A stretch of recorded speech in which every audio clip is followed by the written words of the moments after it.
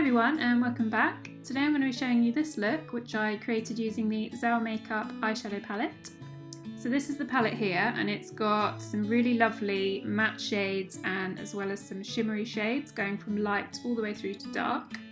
So I'm going to start with my brows and I'm going to first brush them upwards with this double-ended comb. One side has the brow comb and the other side has an angled brush. So I just want to make sure all the hairs are going in the right direction and then just smooth it down towards the tail end of the brow. And then I'm using the ZAO Makeup eyebrow powder, which I will link in the description box below. And I'm just filling in any of the gaps. I've got quite sparse brows, so I do need to build up the colour with this just to fill in any gaps and just create a nice arch shape. And I still want the brows to look quite natural, so whilst I'm filling them in with the powder, I'm also going through and using the brow comb just to brush them through because this softens the look and just avoids any harsh edges.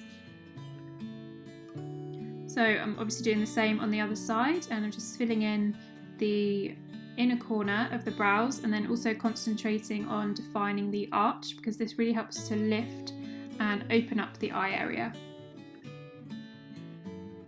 So next up I'm using the eye primer from ZAO Makeup and this is a cream product, so I'm just blending this all over the eyelid with my finger and it blends into a powder-like finish, so it creates a really good base for eyeshadow powders and it really helps to make them last a lot longer and to stop them from creasing.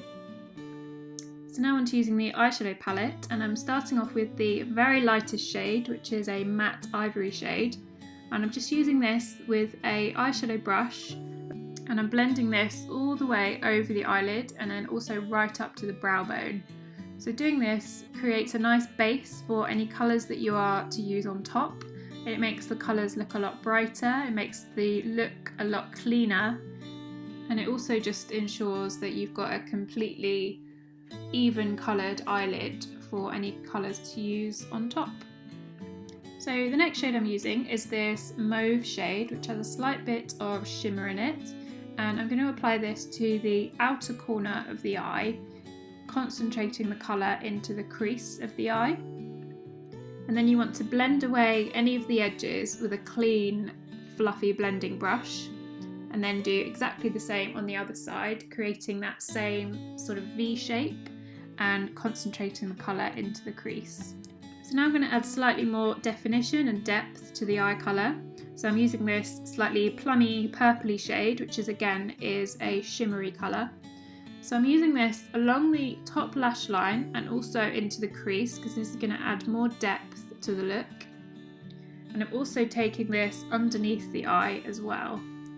And of course blending all of the edges with my clean blending brush.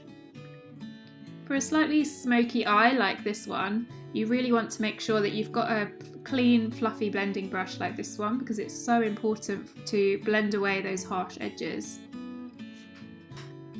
So I'm doing exactly the same on the other side. I'm making sure that most of the colour is being concentrated into that socket line and then blending away the edges up towards the brow bone.